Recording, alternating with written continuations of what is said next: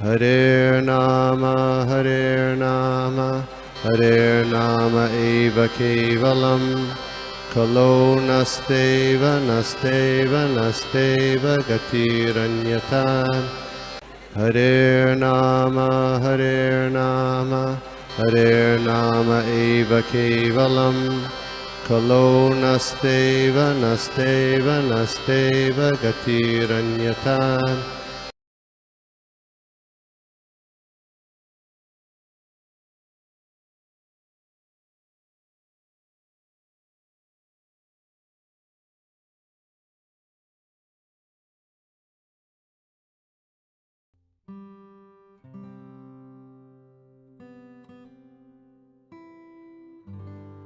हरि बोल। नमो विष्णुपादाय कृष्णपृष्ठाय भूतले श्रीमते भक्ति वेदांत स्वामिनिति नामिने नमस्ते सारस्वते देवे गौरवाणी प्रचारिणे निर्विशेष शून्यवादी पाश्चात्य देशधारिणे। ओम नमो भगवते वासुदेवाय ओम नमो भगवते वासुदेवाय ओम नमो भगवते वासुदेवाय ओम नारायणं नमस्कृत्यं नरं चैवं नरोत्तमं देवीं सरस्वतीं व्यासं ततो जयाम् उदीरयेत्। नष्टप्रायेषु अभद्रेषु नित्यं भागवत सेवया भगवती उत्तमा श्लोके भक्तिर्भवती नैष्टिकी।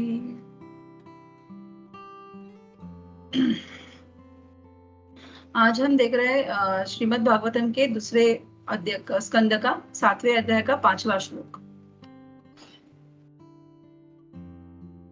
तप्तं तपो विविधलोक शिशुक्षया मे आदौ सनात् स्वतपसः च चतुस्सनोऽभूत् प्राकल्प संप्लव विनिष्टमिहामत्तत्त्वं सम्यग् जगाद् मुनयो यदचक्षतात्मना।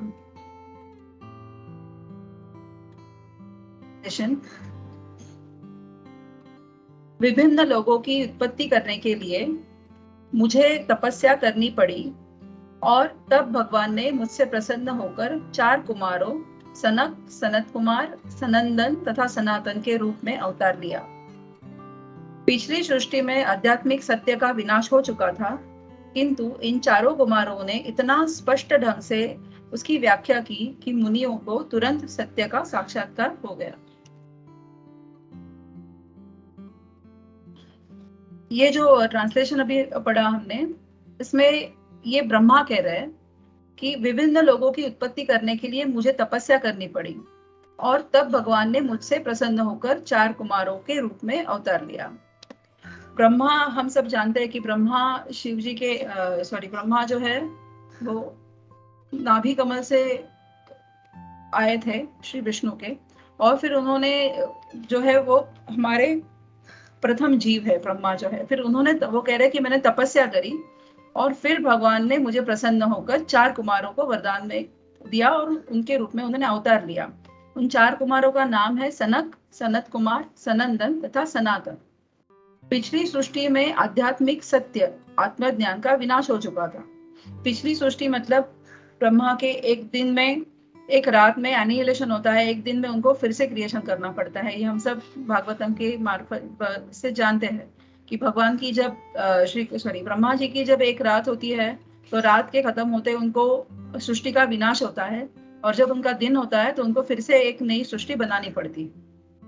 तो यहाँ पे ये बता रहे कि पिछली सृष्टि में आध्यात्मिक सत्य आत्मज्ञान का विनाश हो चुका था। मतलब जब पिछली सृष्टि का एनिहिलेशन हुआ तब आत्मज्ञान का भी विनाश हो चुका था, किंतु इन 4 कुमारों ने इतने स्पष्ट ढंग से उसकी व्याख्या की कि मुनियों को तुरंत सत्य का साक्षात्कार हो गया।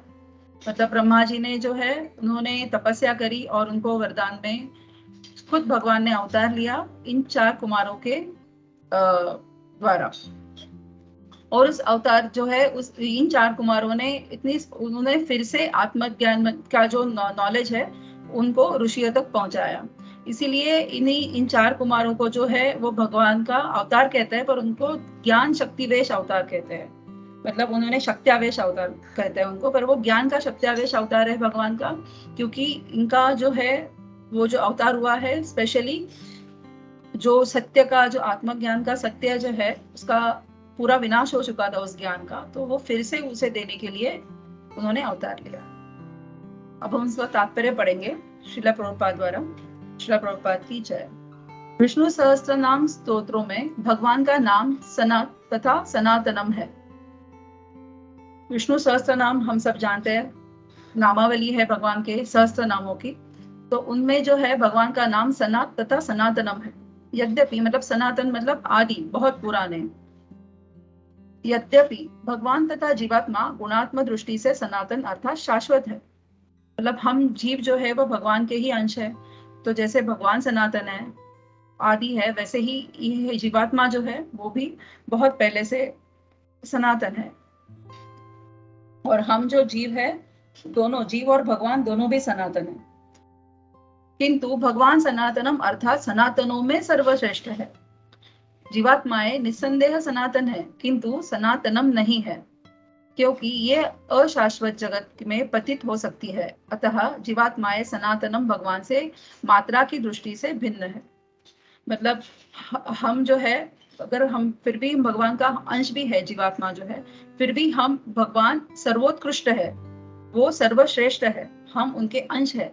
लेकिन हम में गुणों में और भगवान के जो गुण है वो एक है, फिर भी हमारे उसमें मात्रा में फर्क है। मतलब जीवात्मा के भगवान के कुछ गुण जीवात्मा में भी पाए जाते हैं, पर उनकी मात्रा में फर्क है, इसीलिए भगवान जो है वो सर्वश्रेष्ठ है।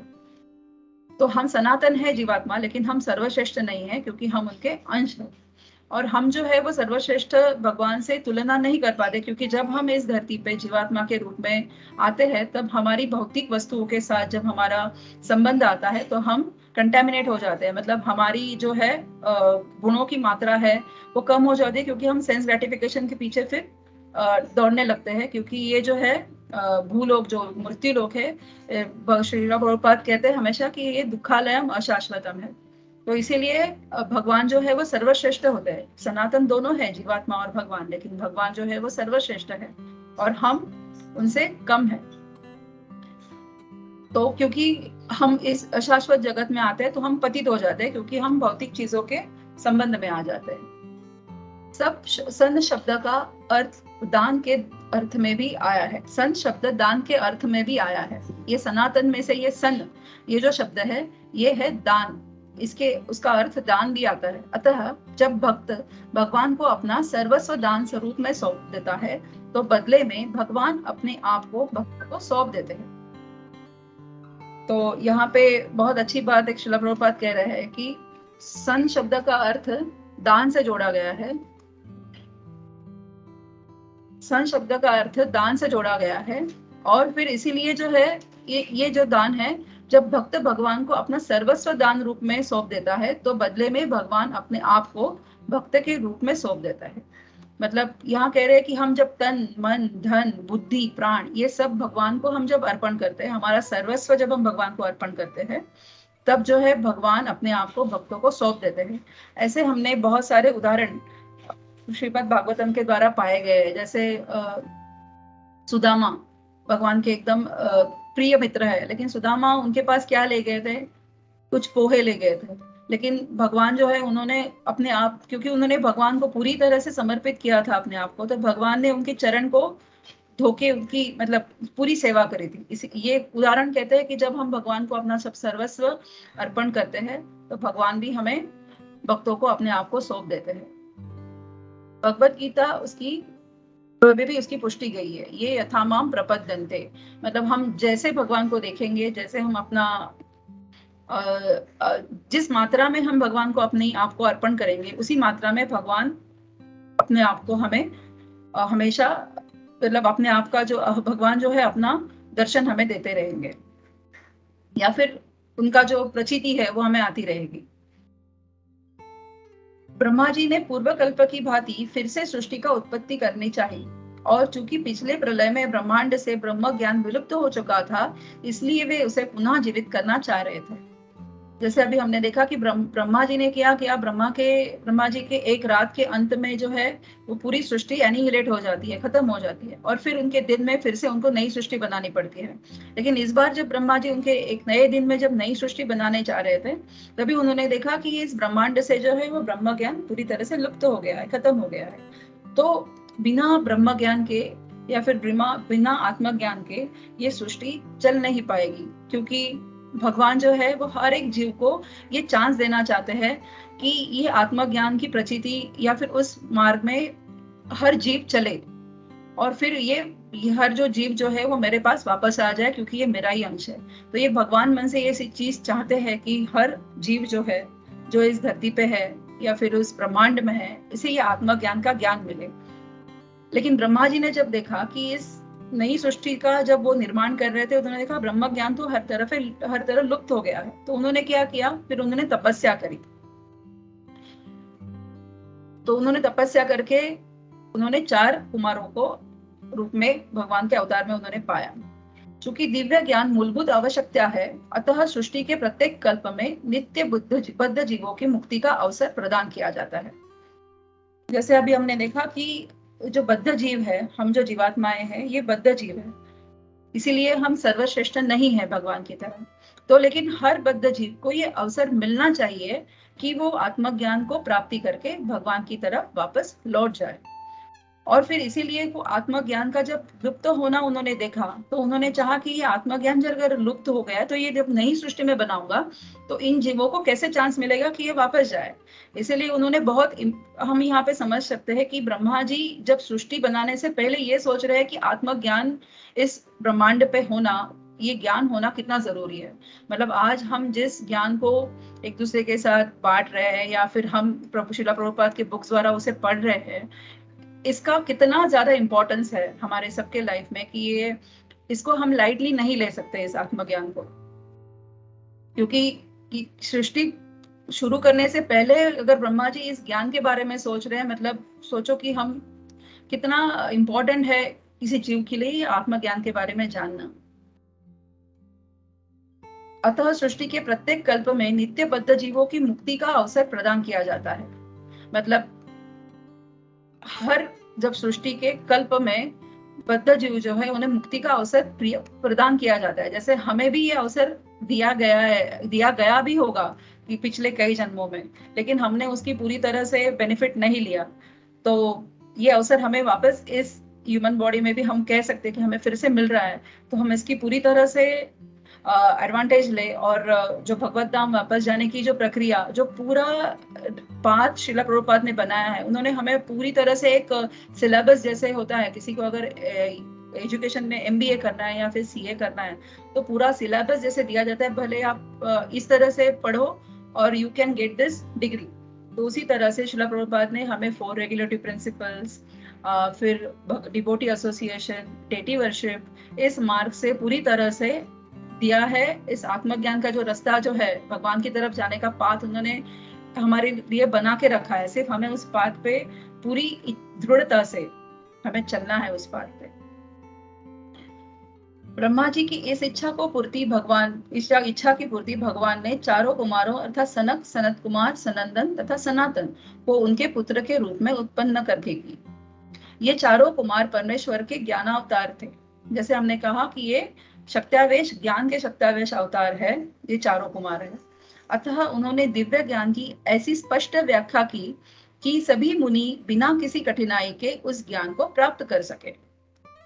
तो ये खुद भगवान के अवतार थे, वो भी ज्ञान के शक्त्यावेश अवतार थे। तो उन्होंने सभी इस आत्मज्ञान की जो व्याख्या करी वो इतनी सिंपल लैंग्वेज में करी, या फिर जो ऋषि मुनियों को समझ आए ऐसे लैंग्वेज में करी। इसी तरह और उस वजह से जो ऋषि मुनियों जिन तक उन्होंने ये ज्ञान पहुंचाना था वो इजीली उसे समझ पाए। जैसे मैंने एक सुना था लेक्चर में कि जो है सनत कुमार, ये जो 4 कुमार है, उन्होंने पहले ये जो ज्ञान नारद मुनि को दिया, फिर नारद मुनि जी के बाद उन्होंने सब ऋषि मुनियों को ये आत्मज्ञान का ज्ञान दिया। इन 4 कुमारों के पद चिन्हों पर चलकर कोई भी अपने अंतःकरण में भगवान का दर्शन कर सकता है। तो ये जो 4 कुमारों ने जो आत्मज्ञान दिया है, जो हम शिला प्रभुपाद के हर एक पुस्तकों में, हर एक ग्रंथों में इसे पढ़ते हैं, और फिर जो है अगर ये आत्मज्ञान पढ़ के और इसे समझ के अगर हम चले और उसको अगर practically day to day life में हम फॉलो करें तो हम भी भगवान के दर्शन कर सकते हैं। तो ये जो 4 सनत कुमार है, उनके अवतार के बारे में भी जैसे हमारा फर्स्ट कैंटो है, फर्स्ट कैंटो के 3रे चैप्टर में उनके अवतार के बारे में, जहाँ पे दिया गया है कि Krishna in the as a source of all incarnation. तो जो कृष्णा है, भगवान कृष्ण जो है वो सभी अवतारों के मूल है। तो ये जो 1.3.6 है उसका ट्रांसलेशन ऐसे दिया है यहाँ पे, first of all the beginning of creation there were the 4 unmarried sons of Brahma, the Kumaras, who being situated in a vow of celibacy, underwent severe austerities for realization of the absolute truth. मतलब यहाँ पे जो है ये जो 4 कुमार जो है वो ब्रह्मा के पुत्र के रूप में आए, अवतार लिया श्री कृष्ण ने ब्रह्मा के 4 पुत्रों के रूप में, और उन्होंने जो है वो सेलिबसी मतलब उन्होंने ब्रह्मचर्य का पालन किया। वो हमेशा ही, जब ब्रह्मा जी ने उनको पुत्र के रूप में पाया तो सृष्टि का और बढ़ाने के लिए उन्होंने चाहा कि मेरे पुत्र शादी कर ले या फिर वो जैसे उनका संसार बढ़ाए। लेकिन जो है 4 पुत्रों ने यही इच्छा प्रकट की कि हमें इस भौतिक तृप्ति में नहीं पड़ना, हमें ऐसे ही ब्रह्मचार्य जीवन ही व्यतीत करना है और हमेशा ही हम 5 साल की आयु में ही रहे। ऐसे उन्होंने ब्रह्मा जी से रिक्वेस्ट करी, किन्होंने 4 कुमारों ने। और फिर जो पूरे लाइफ टाइम जो है वो 5 साल के बच्चों के रूप में ही वो हमेशा रहे। उन्होंने पूरी अपनी लाइफ ब्रह्मचार्य में ही बिताई। एंड उन्होंने क्या करी, severe austerities for realization of absolute truth. तो यहाँ पे हमें ऐसे समझ आ रहा है कि ये भगवान के अवतार के रूप में 4 कुमार आए, लेकिन उन्होंने हमें क्या सिखाया कि भगवान को पाना, रियलाइजेशन, भगवान जिसे सेल्फ रियलाइजेशन होना या फिर भगवान को पाना ये इतना इजी नहीं है। उसके लिए सीवियर ऑस्टेरिटीज मतलब बहुत सारी तपस्या करना जरूरी है। इट्स नॉट दैट इजी कि प्रभुपाद ने, जैसे मैंने अभी बताया कि उन्होंने हमें पाथ एक दिया है पर उस पर चलना, भक्ति इज नॉट दैट इजी, इतनी सिंपल भी नहीं है भक्ति करना। जैसे आज निर्जला एकादशी है, बहुत सारे भक्त आज बिना इस इतने गर्मी में भी बहुत सारे भक्त जो है आज वो बिना पानी पिए निर्जला आज एकादशी करेंगे। तो that is also one of the severe austerity. तो इसके परपट में जो है जो 1.3.6 इस परपट में हमें यही समझ आता है कि ये सनत कुमार जो चतुष कुमार जो है 4, वो है ब्रह्मा जी का पहला क्रिएशन। लेकिन उन्होंने ऐसे चाहा कि 4 कुमारों ने कि हम आगे संसार को नहीं बढ़ाएंगे और हम ब्रह्मचार्य का जीवन व्यतीत करेंगे और हम जिस काम के लिए आए हैं यहाँ पे वो जो है ज्ञान देने के लिए, आत्मज्ञान का ज्ञान सब ऋषियों मुनियों तक देने के लिए। और ऋषि मुनि जो हम कहते हैं, जैसे हमारे 4 वर्ग है ब्राह्मण, तो उन्होंने ब्राह्मण, क्षत्रिय, वैष्णव और शूद्र, वैश्य और शूद्र। तो उन्होंने कहा कि ऋषि मुनि जो ब्राह्मण में क्लास में आते हैं उनको हम ये ज्ञान पहले देंगे और फिर ये जो ज्ञान है वो समाज के नीचे तलक मतलब शूद्र क्लास तलक ये जाएगा। इसलिए उन्होंने पहले ब्राह्मणों को, ऋषि मुनियों को ये ज्ञान दिया। और जो है इससे हमें ये भी पता चलता है कि ब्राह्मण जो है वो सिर्फ जन्म से ब्राह्मण नहीं होना चाहिए। उनको ये ज्ञान जब मिलता है तो ये आत्मज्ञान का नॉलेज जो है वो खुद उसे फॉलो करे और नीचे शूद्र समाज, जो समाज की एकदम निचली जो क्लास है वहां तक उसे वो ले जाए। तो जो ब्राह्मण है, जैसे श्रीला प्रभुपाद हमेशा कहते हैं कि आप जन्म से ब्राह्मण नहीं लेकिन आप कर्म से ब्राह्मण बन सकते हैं। तो ये सनत कुमार जो ये चतुष कुमार जो 4 कुमार है ये हमें यही बता रहे हैं कि आप सीवियर ऑस्टेरिटी, हम जो है वो सीवियर ऑस्टेरिटीज करके, तपस्या करके ही भगवान तक पहुंच सकते हैं। और जो आत्मज्ञान का जो ज्ञान है उसे यहाँ पे और एक चीज भी हम बता तो समझ सकते हैं कि शिला प्रभुपाद की हमारी जो मिशन है उसमें प्रीचिंग इज द कोर्स। मतलब यहाँ पे सनत कुमार जो आए वो ज्ञान बांटने के लिए आए। ऐसे नहीं कि मुझे ज्ञान पता है तो मैं और किसी को ये नहीं दूंगा, ये अपने तक ही रखूंगा। उन्होंने भी यहाँ पे आके, जी चतुष कुमारों ने यहाँ पे आके भी प्रीचिंग का काम किया। उन्होंने जो योग ज्ञान है वो समाज के ऋषि मुनियों, मतलब जो वर्ग जो है जो नीचे तक इस ज्ञान को दे सकता है, उनको उन्होंने ये ज्ञान बांटा, नारद मुनि जी को ये ज्ञान बांटा। और जो ये जैसे ब्रह्मा जी चाहते थे कि ये जो नई सृष्टि बनी, ये जो नया कल्प बना, इसमें भी आत्मज्ञान लोगों को मिले ताकि वो जो है वो भगवत धाम तक पहुंचने तक प्रयास कर सके और उसमें से कई जो है वो भगवत धाम पहुंच भी सके। इसलिए हमारे बेनिफिट के लिए ही ब्रह्मा जी ने तपस्या करके ये चतुष कुमार, ये 4 कुमारों के अवतार के लिए भगवान से प्रार्थना करी थी। हरे कृष्णा। अगर किसी का कोई कमेंट और अगर है तो बोल सकते हो।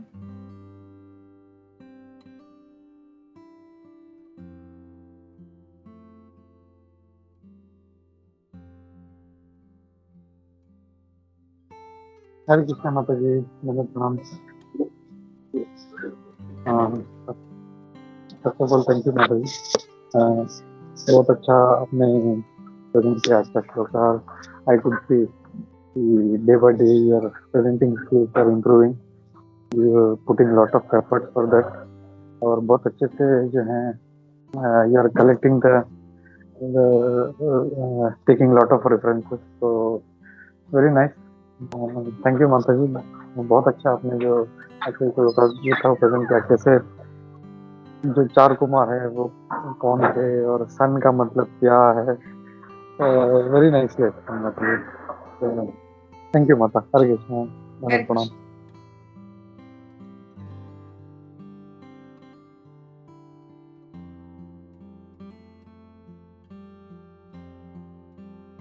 हरे कृष्णा माता जी, दंडवत प्रणाम। Thank you for the wonderful session माता जी।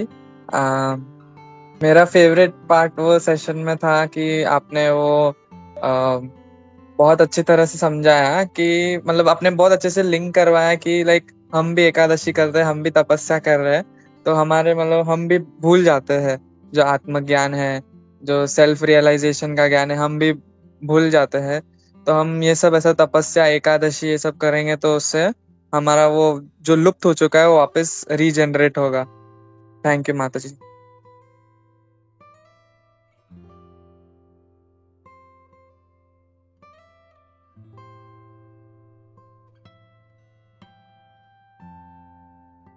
हरे कृष्णा माता जी, दंडवत प्रणाम। माता जी बहुत ही सुंदर क्लास था आपका, और मैं दिल से वेट करती हूँ कि कभी हिमांगिनी माता जी का क्लास होगा। बहुत ही थॉट प्रोवोकिंग क्लास होता है आपका माता जी। तो उसमें माता जी कुछ एक आध प्रश्न थे और कुछ पॉइंट थे, अगर आपकी आज्ञा हो तो मैं यस रखूं माता जी, मैं कोशिश करूंगी आपके सवालों का अगर जवाब देना मुझे आए तो डेफिनेटली। हरे कृष्ण। जी माता जी। माता जी इसमें एक क्वेश्चन ये था कि जैसे ये जो सनत कुमार, आपने जैसे सनत कुमारों का जो बताया कि वे भगवान के अवतार थे एक प्रकार से, तो माता जी उसका एक आपने नाम बताया था। क्या आप माता जी फिर से बता सकते हैं कि कौन से अवतार थे? वो शक्त्यावेश, ज्ञान शक्त्यावेश अवतार, जो भगवान की शक्ति को प्रकट करते हैं। और ये स्पेशल जो चतुष कुमारों का जो अवतार है वो ज्ञान, भगवान की जो एक शक्ति है ज्ञान, उसको वो बांटने के लिए उन्होंने ये अवतार लिया। Distribute the knowledge, he has taken this अवतार। जी माता जी, उनको ज्ञान शक्ति अवेश अवतार कहेंगे ना माता? ज्ञान शक्त्यावेश। जी माता जी। और माता जी जो आपके लेक्चर में बहुत ही अच्छे पॉइंट्स आपने मतलब एग्जांपल देके जो बताए थे, तो उसमें कुछ यहाँ वहाँ से मैंने भी मतलब जो लेक्चरों में सुना था, तो सिर्फ ऐड करना चाहूंगी अगर आपके आ गया हो तो। श्योर माता जी, go ahead. Hare Krishna. Thank you माता जी। तो इसमें जैसे अभी कल आपने जैसे हमें बताया कि स्टार्टिंग में जैसे कि भगवान के हम अंश हैं और मात्रा में ही हमारा फर्क है। तो कल इस्कॉन दिल्ली का जो लेक्चर हो रहा था, लाइव लेक्चर, उसमें मोहन रूपा प्रभु भी यही बता रहे थे जैसे आपने बताया कि मतलब हम और जीवात्मा और भगवान कैसे मतलब भिन्न है और कैसे एक है। क्वांटिटेटिवली उनमें और हम में फर्क है, लेकिन क्वालिटेटिवली हम एक ही हैं जैसे। तो वो मुझे ऐड करना था। और दूसरा माता जी ये कि जैसे जो आपने अभी सुदामा का एग्जाम्पल दिया कि वो भी मतलब कैसे आया था भगवान के पास, जो आपने सुदामा का बताया, तो उसमें मुझे याद आया कि मैंने एक लेक्चर में ये सुना था कि सुदामा कितना भी वो गरीब था, लेकिन तभी भी वो मतलब जैसे भगवान की भक्ति करने उसको भगवान के पास उसके पास कुछ भी नहीं था, लेकिन फिर भी वो जैसे आपने बताया पोहे लेके आया था। तो एक लेक्चर में मैंने सुना था कि प्रभु जी बता रहे थे कि जब वो भगवान के पास गया, उसको उसकी पत्नी ने प्रेरित किया कि तुम जाओ और मांगो। तो तभी भी उसे बहुत ही लज्जा हो रही थी कि मैं तो गरीब ब्राह्मण हूँ, अभी क्या। तो जो लेक्चर के प्रभु जी बता रहे थे कि भगवान के पास जब वो पहुंचा हुए पोहे लेके, तो भगवान ने छीन के उससे खाए, वो दे ही नहीं रहा था, छुपा रहा था वो। तो मतलब ये भी बहुत ही इमोशनली टचिंग पॉइंट था माता जी। तो एक और ये कल जैसे आपने जो ये भी बताया कि जो जब सनत कुमार आए थे, वे ज्ञान देने आए थे भगवान का सबको, कि सबको मिले ताकि कोई भी भगवान के ज्ञान से वंचित ना रह जाए। तो कल परसों ये इस्कॉन अहमदाबाद की भी क्लास हो रही थी शाम की, उसमें प्रभु जी बता रहे थे कि जो मतलब हर किसी को अधिकार है भगवान का ज्ञान मिलने का, और कोई भी भगवान के ज्ञान से, भगवान की भक्ति से वंचित नहीं रह जाएगा, चाहे वो किसी भी वर्ग का हो, चाहे वो मदिरा पान करता हो। भगवान ने कभी किसी को मना नहीं किया कि तुम मेरा ज्ञान नहीं पा सकते। ये मतलब जैसे हम 4 हमारे प्रिंसिपल्स हैं, लेकिन जैसे प्रभु जी बता रहे थे कि किसी को मना ही नहीं है, भगवान ने किसी को मना नहीं किया। ये सब जो कास्ट वगैरह है, जो रिलीजन्स हैं, वो सब इंसान ने बनाए हैं, जो मुस्लिम, क्रिश्चियन और हिंदू, और सारे वर्गों को भी भगवान कहते हैं। ऐसा नहीं भगवान कहते कि तुम शूद्र हो तो तुम नहीं मेरी भक्ति कर सकते, तुमको अधिकार नहीं है। तो प्रभु जी बता रहे सभी को अधिकार है, चाहे वो मांस मच्छी भी खाता हो, क्योंकि धीरे धीरे हृदय परिवर्तन होगा उनका। तो ये कुछ पॉइंट्स आपके लेक्चर से इनसे मिली जुली लगी, तो मैंने सोचा माता जी मैं शेयर करूं। थैंक यू माता जी। ये माता जी आप अच्छा बहुत सुनते हैं क्लासेस, ये समझ आ रहा है हमें कि आपका हियरिंग एकदम स्ट्रॉन्ग है। नवविधा भक्ति में से श्रवणम है, आप बहुत अच्छे से कर रहे हैं। और माता जी thank you for adding your points, thank you so much, क्योंकि श्रीला प्रभुपाद ही खुद एक एग्जांपल है इस चीज का कि उन्होंने जब विदेश में जाके, अमेरिका में जाके उन्होंने जब प्रचार किया, तो उनके सामने सब हिप्पीज ही थे, उनको ही उन्होंने प्रचार किया और उनमें से ही अच्छे भक्त बने सब।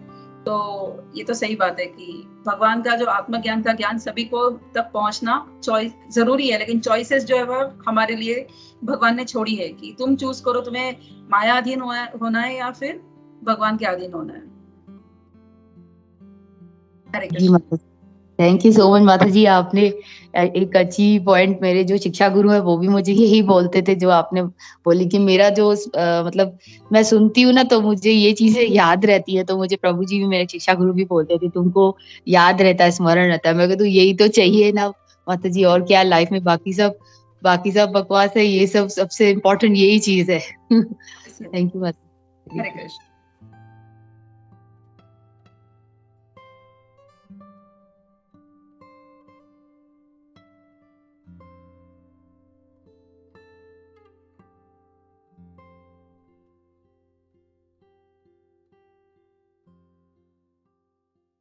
हरे कृष्ण माता जी, दंडवत प्रणाम। सभी को हरे कृष्ण। निर्जला पांडवा एकादशी की बहुत बहुत बधाई हो। और माता जी very sweet and simple class, कम टाइम में काफी अच्छे पॉइंट्स आपने बताए। जैसे गोविंद चरण ने बताया वो भी पॉइंट बहुत अच्छा था। एंड जैसे जन्म से ब्राह्मण का जो आपने पॉइंट बताया वो भी काफी अच्छा क्लास था, और सिंपल एंड स्वीट माता जी। Thank you so much, like your smile माता जी। हरे कृष्णा, दंडवत प्रणाम। हरे कृष्ण। आपको भी सभी को एकादशी की, निर्जला एकादशी की शुभकामनाएं। हरे कृष्ण।